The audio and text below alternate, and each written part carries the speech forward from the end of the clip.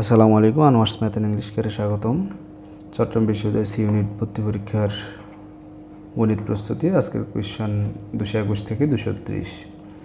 221 পরীক্ষায় 52% পরীক্ষার্থী ইংরেজিতে, 42% পরীক্ষার্থী গণিতে ফেল করলো। যদি উভয় বিষয়ে 17% ফেল করে থাকে, কতজন পরীক্ষার্থী উভয় বিষয়ে পাস করেছে? এই অঙ্কগুলো আমরা ব্যঞ্চিত্র দিয়ে করি নর্মালি। এখানে দেখেন ইংরেজিতেও ফেলের কথা বলা আছে, গণিতেও ফেলের কথা বলা আছে, ও বিষয়ে ফেলের কথা বলা আছে, কিন্তু পরে বলা আছে ফাঁসের কথা। তাহলে আমরা যখন ব্যঞ্চিত্র দিয়ে করি তখন আমরা ধরেন একটা বৃত্ত নিলাম, এটার ভিতরে কে আছে? ইংরেজি, অর্থাৎ এরা ইংরেজির ছাত্রছাত্রী। আবার এটার ভিতরে আছে গণিতের ছাত্রছাত্রী, অর্থাৎ ম্যাথের ছাত্রছাত্রী। এখানে যে কমন জায়গাটা আছে এটা হচ্ছে 17% ফেল করলো, অর্থাৎ এরা হচ্ছে 17% ফেল করছে। তাহলে গণিতে টোটাল ইংলিশে ফেল করেছিল 52%, অর্থাৎ এখানে এই পুরোটার ভিতরে 52 থাকার কথা ছিল। এখন 52-র কিছু অংশ 17 এখানে ঢুকে গেল, তাহলে এখানে আর 52 নাই। তাহলে 52 - 17 সমান যা হয় তাই, এক গেলে 3 অর্থাৎ 35।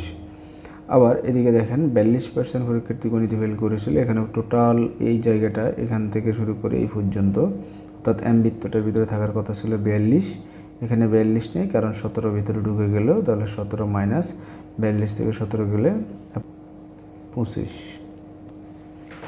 তাহলে এখানে একটু খেয়াল করলে দেখবেন এখানে যা আছে সব হচ্ছে ফেল। তাহলে আমার টোটাল ফেল কত পেলাম?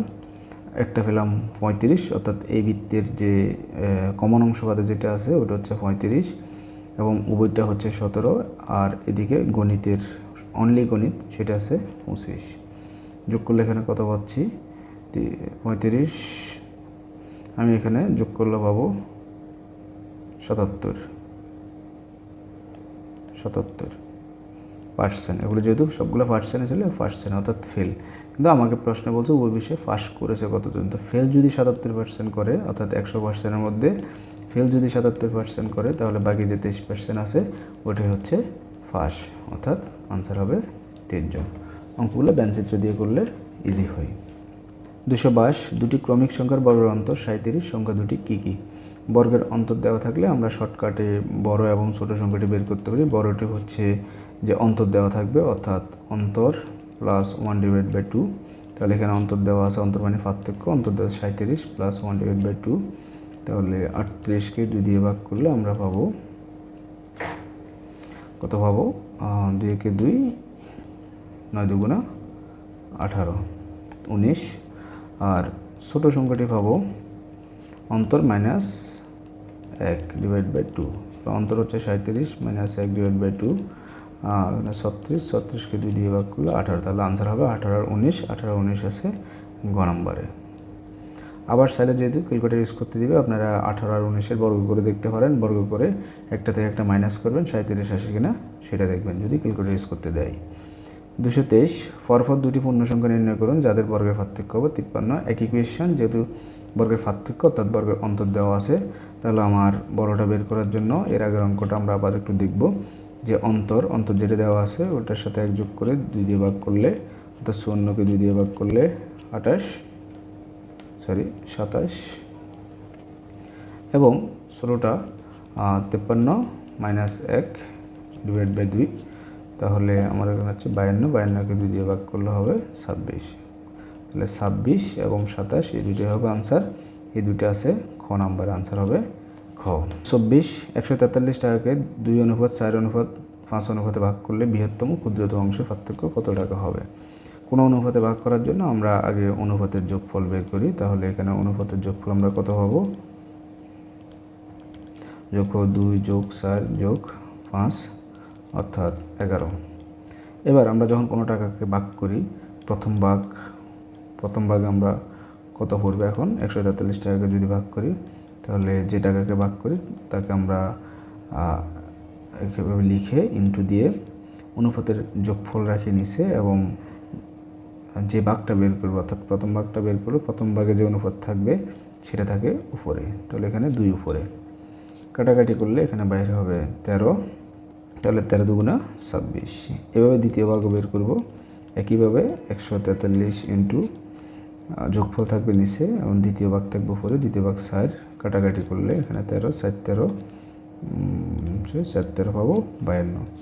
এবার আমরা তৃতীয় ভাগ বের করব। তাহলে একইভাবে 143 ইন্টু 13/5 কাটাকাটি 13, 5 13 65। আমরা 3টে ভাগই পেয়ে গেলাম।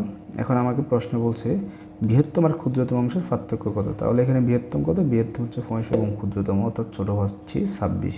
তাহলে আমাকে পার্থক্য অর্থাৎ বিয়োগফল বের করতে বলছে। তাহলে 65 থেকে যদি আমি 26 বিয়োগ দিই, যেটা পাবো সেটাই হবে আনসার। 65 থেকে 26 বিয়োগ দিলে আপনি পাবেন 39, আনসার হবে 39। 225 কোন বৃহত্তম সংখ্যা দ্বারা 27, 40 ও 65কে ভাগ করলে যথাক্রমে 3, 4 ও 5 ভাগশেষ থাকবে। যেহেতু 3, 4 ও 5 ভাগশেষ থাকবে বলছে, তাহলে আমরা প্রথমত সংখ্যাগুলো থেকে 3, 4, 5 বাদ দিব। যথাক্রমে বলা আছে, অর্থাৎ 27 থেকে বাদ দিতে হবে 3, 27 থেকে 3 বাদ দিলে পাবো আমি 24। তারপর 40 থেকে বাদ দিতে হবে 4, তাহলে থাকবে 36, এবং 65 থেকে বাদ দিতে হবে 5, থাকবে আমার 60। প্রশ্ন আমাকে বৃহত্তম সংখ্যা বের করতে বলছে, তাহলে এই তিনটার অর্থাৎ 24, 36 আর 60-এর আমার গসাগু করতে হবে। কী করতে হবে? গসাগু। তো গসাগু করার অনেকগুলো সিস্টেম আছে। আমি চাইলে এই তিনটা থেকেও বের করে ফেলতে পারি। এখানে যে অপশনগুলো আছে, এই অপশনগুলো যেটা তিনোটা দিয়েই ভাগ যাবে সেটাই আনসার। যেমন 12 দিয়ে 24, 36, 60 তিনটাকে ভাগ যাবে, আর কিন্তু কোনোটা দিয়ে তিনটাকে ভাগ যাবে না। সেক্ষেত্রে আমি আনসার এটা বলতে পারি। আর যদি আপনি গুণ করে করো অর্থাৎ গুণনীয় বের করে করেন, সেটাও করতে পারেন, অথবা এভাবেও করতে পারেন। 12 দুগুণে 24, 18 দুগুণে 36, 30 দুগুণে 60। আবার যদি আমি দ্বিতীয় ভাগ করি, 9 দুগুণে 18, 15 দুগুণে 30, 3 দিয়ে 3 দুগুণে 6, 3 3 9, 3 5 15। সেক্ষেত্রে গসাগুর ক্ষেত্রে এই পাশেরগুলো হয় আনসার, অর্থাৎ 2 দুগুণে 4, 3 4 12, 12 হবে এই প্রশ্নের উত্তর। 226 10 থেকে 60 পর্যন্ত যে সকল মৌলিক সংখ্যার একক স্থানীয় অঙ্ক নয় তাদের সমষ্টি কত। একক স্থানীয় বলতে আমরা দুটো সংখ্যার মধ্যে প্রথমটা হচ্ছে একক, তারপরটা দশক, তারপরটা শতক, এভাবে হিসাব করি। তাহলে আমি দেখতে পাচ্ছি এখানে 19 একটা পাবো, তারপর আপনি 29 পাবেন। 39কে ভাগ যায়, সেটা মৌলিক সংখ্যা নয়। 49কেও ভাগ যায়, এবং 59কে কিন্তু ভাগ যাবে না। তাহলে এই তিনটাই পেলাম। এখন এগুলোর সমষ্টি বের করতে বলছে, অর্থাৎ এগুলোর যোগফল। তো আমি যদি এগুলো যোগ করে দিই, আনসার কত হবে? 3 নং 27, 7 হাতে 2, 5 7 8 9 10, অর্থাৎ 107। এই 107 হবে আমার রেজাল্ট। 227 একটি সংখ্যা থেকে 40% বিয়োগ করলে 30 থেকে সংখ্যাটি কত। এই প্রশ্নটা আমরা অপশান দেখে করে ফেলবো। দেখেন 60 থেকে যদি আপনি 40% বিয়োগ করেন, অর্থাৎ 60-এর 40%, তো 60-এর 40% কত? 60 ইন্টু 40/100, অথবা ক্যালকুলেটারে পার্সেন্টও করতে পারেন আপনারা। এখানে যদি আপনি কাটাকাটি করি 4 6 24, তাহলে আপনি 60 থেকে 24 বিয়োগ করলেন। 60 থেকে 24 বিয়োগ করলে আমার থাকবে কত? 36। আমাকে বলছে 30 থাকবে, এটা হবে না। এটাও দেখতে পারি 30-এর যদি আপনি 40% করেন, 30-এর 40% হবে 12, 30 থেকে 12 বিয়োগ করলে আমার থাকবে 16, তাও হবে না। এবার দেখেন 50-এর 40, অর্থাৎ 50-এর 40% করলে 4 5 20, অর্থাৎ 20 হবে আপনার 40%। 50 থেকে 20 গেলে 30, এই 30 হবে আনসার। আর 30 এটার সাথে মিলে গেল, অর্থাৎ গ হবে আনসার। 228 দুটি রাশির অনুপাত 5:11, উত্তর রাশি 99 হলে পূর্ব রাশি কত। এখন এখানে দেখেন 5:11, এই দুটোর মধ্যে উত্তর রাশি বলছে 99, উত্তর রাশি বলছে শেষেরটা, তাহলে এখানে 11-র জায়গায় 99 হলো।